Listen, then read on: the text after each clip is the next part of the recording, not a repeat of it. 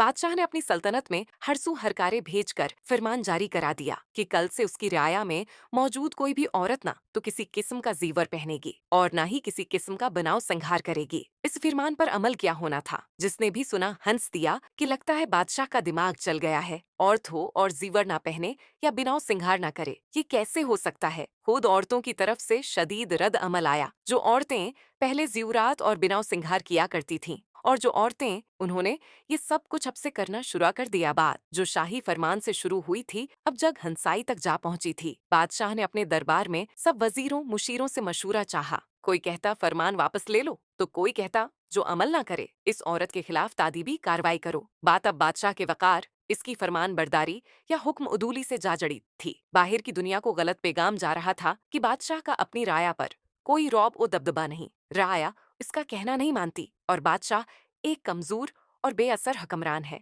वजीरों से मशूरे पर बादशाह का दिल राजी न हुआ तो उसने अपनी मुमल्लकत में मौजूद एक दाना आदमी को बुला भेजा। इस दाना हकीम के आते ही बादशाह ने उसे रूहानसा होकर बताया कि मेरा हुक्म मेरे गले पड़ गया है। वापस लेता हूँ तो वकार जाता है, ताकत से नाफिज कराता हूँ तो अवाम बागी होती है। क्या करूँ। दाना ने कुछ गौर खोज के बाद बादशाह से कहा, बादशाह सलामत। लोग तेरी वैसे इताअत नहीं करना चाहते जैसे तो चाहता है, बल्कि वो तेरी इताअत भी वैसे ही करना चाहते हैं जैसे वो सोचते हैं। बादशाह ने कुछ ना समझते हुए पूछा, तो फिर मैं अब क्या 2023 करूं? अपना हुक्म वापस लूं? दाना ने कहा, नहीं, इसकी जरूरत नहीं।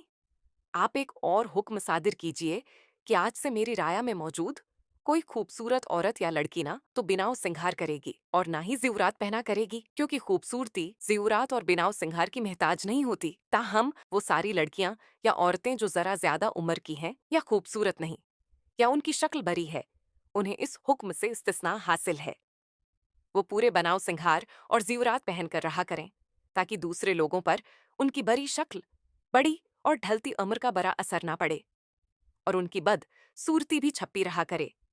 इस बार इस हुक्म का खूब असर हुआ और चंद ही दिनों में सब औरतों ने अपने ज़िवरात और बिनाव सिंगार उतार फेंके, क्योंकि हर औरत अपने आप को हुसीन और जमील और मुनासिब उम्र की जानती थी और हर एक की यही सोच थी कि उसका हुस्न व जमाल किसी ज़्यूर और बिनाव सिंगार का मोहताज नहीं।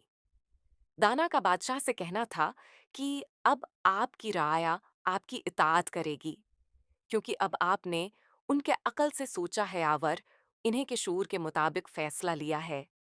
मुनासिब लफ्ज़ों का चनाव और एक दरस्त फ़करे की सही तरतीब ही दिलों को जीतने का फ़न हुआ करता है।